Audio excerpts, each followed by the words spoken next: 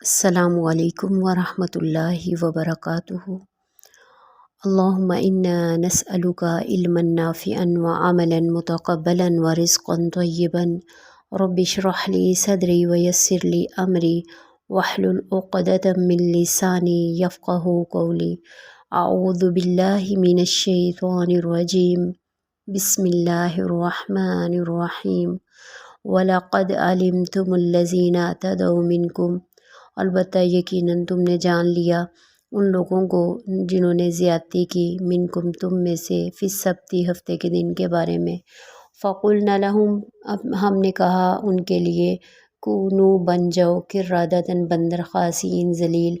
فَجَعَلْنَاهَا، پھر ہم نے اسے بنایا، نقالاً عبرت، لما بین یدیہا، سامنے والوں کے لیے، وما خلفہا، اور پیچھے آنے والوں کے لیے، وموعظۃ للمتقین، اور نصیحت بنایا پرہیزگاروں کے لیے۔ علیم تم جانتے ہو، علم سے ہے، عین لام میم اس کا روٹ ورڈ ہے، اور سبت جو ہے ہفتے کو کہا جاتا ہے، سین با تا ہے، اور خاسئین ذلیل بندر، خاسئین حمزہ، نکالن نون کاف لام، اور معیزہ واو سے ہے، واو عین زوئیں۔ وَلَقَدْ، لام جو ہے یہاں لام تاکید کے لیے آتا ہے، اور قد کا مطلب ہوتا ہے یقیناً، یعنی یہ تاکید کے لیے یہ بھی آتا ہے، قد بھی اور لام بھی۔ جب اکٹھا آ جائے تو گویا دو تاکیدیں اکٹھی ہو گئی۔ جو بات بیان کی جا رہی ہے وہ اتنی یقینی ہے، اور کہ اللہ رب العزت فرما رہے ہیں، وَلَقَدْ عَلِمْتُمْ، تمہیں معلوم ہے، تم جانتے ہو، بہت اچھے طریقے سے جانتے ہو۔ سبت والا واقعہ بنی اسرائیل کے ہاں بہت معروف و مشہور تھا، ہر کوئی جانتا تھا کہ ہمارے ساتھ کیا ہوا تھا، اس لیے قرآن نے صرف اشارہ کیا ہے۔ بنی اسرائیل کو، خاص طور سے یہودیوں کو، یہود مدینہ کو یہ بتایا جا رہا ہے کہ تمہاری تاریخ یہ ہے کہ تم نے جگہ جگہ اللہ رب العزت کی نافرمانی کی، اس وجہ سے تم مغضوب علیہم قرار پائے، اور آج تم یعنی نبی کریم صلی اللہ علیہ وآلہ وسلم کی نافرمانی کر رہے ہو، ان کی بات نہیں مان رہے، ان پر ایمان نہیں لا رہے، تو پہلے بھی تمہاری تاریخ یہی ہے۔ یہ واقعہ جو سبت والا ہے، اس کو اچھی طرح سے تم جانتے ہو، اس کی کچھ تفصیلات جو ہے سورہ اعراف کے اندر بھی ہے۔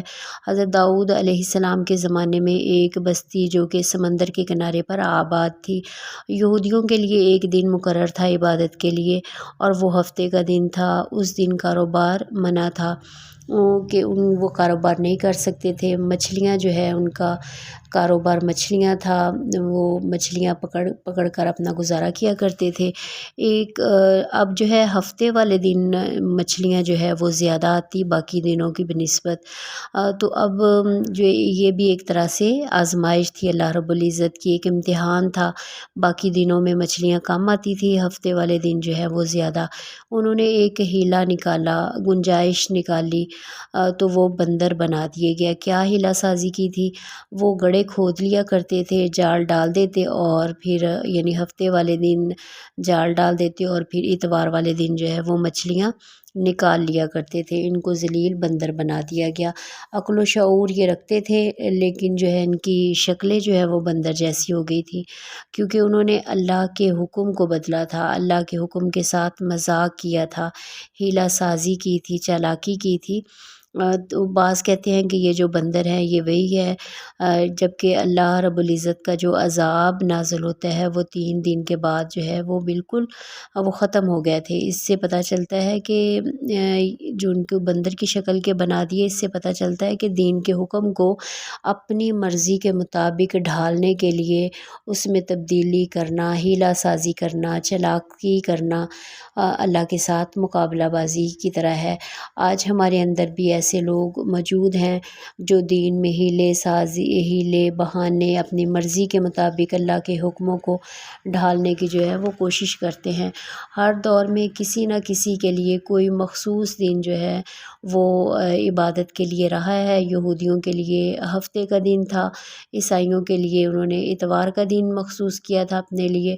اس دن جو ہے وہ کام نہیں کیا کرتے تھے، کاروبار تجارت نہیں ہوتی تھی، اللہ کی بندگی کیا کرتے تھے۔ اس کی وجہ یہ ہے کہ جب کوئی محض اپنے کاروبار میں یا اپنے روزمرہ کے معمولات میں لگے ہوتے ہیں تو اللہ تعالیٰ کی طرف سے توجہ جو ہے وہ بڑھ جاتی ہے، عبادت میں کمی واقع ہو جاتی ہے۔ یہ فطری بات ہے، جتنی زیادہ مصروفیات ہوگی اللہ کی طرف دھیان کم ہو جائے گا، ذکر کی طرف اور نمازوں میں خشوع و خضوع کم ہو جائے گا۔ مسلمانوں کے لیے اللہ رب العزت نے جمعہ کا دن مخصوص کیا تھا کہ جمعے والے دن جو ہے اس کی تعظیم، اس کی فضیلت جو ہے یہ بہت زیادہ ہے، لیکن اللہ رب العزت کی مہربانی، اس کی رحمت کہ کاروبار جو ہے وہ اس میں یہ نہیں کہ کاروبار کرنا ہی نہیں، بلکہ فرمایا جب جمعے کا وقت ہو تو کاروبار چھوڑ دو اور جمعے کے لیے آؤ، اور پھر اس دن کی تعظیم نہ کرنے کا کوئی ہیلہ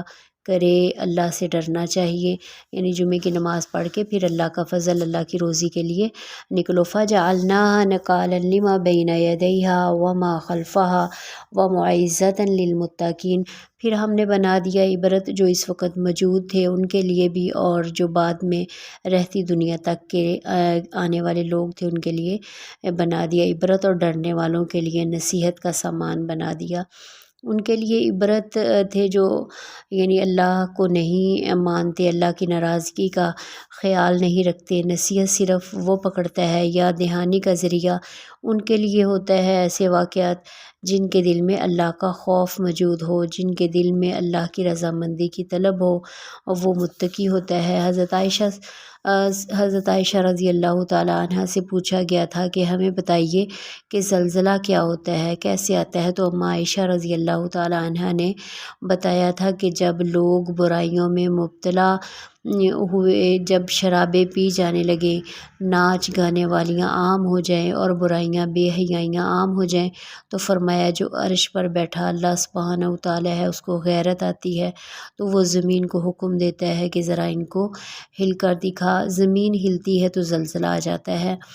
صحابی پوچھتے ہیں اماں عائشہ رضی اللہ عنہا سے کیا یہ اللہ کا عذاب ہے؟ فرمایا یہ عذاب نہیں ہے، نکال للکافرین والمنافقین، کافروں اور منافقوں کے لیے عبرت ہے، سزا بھی ہو سکتی ہے، لیکن وموعظۃ للمتقین، متقی لوگوں کے لیے نصیحت ہے، موعظہ واعظ ہے۔ واعظ کہتے ہیں ایسی بھلائی کی بات جس سے دل جو ہے وہ نرم ہو جائیں، واعظ جس سے دل میں رقت پیدا ہو، دل تقویٰ کی طرف مائل ہو۔ جب یہ قصہ سنایا جاتا ہے تو دل نرم پڑ جاتے ہیں، ایک خوف پیدا ہوتا ہے کہ کس طرح اللہ رب العزت نے ان کی شکلیں جو ہے وہ مسخ کر دی۔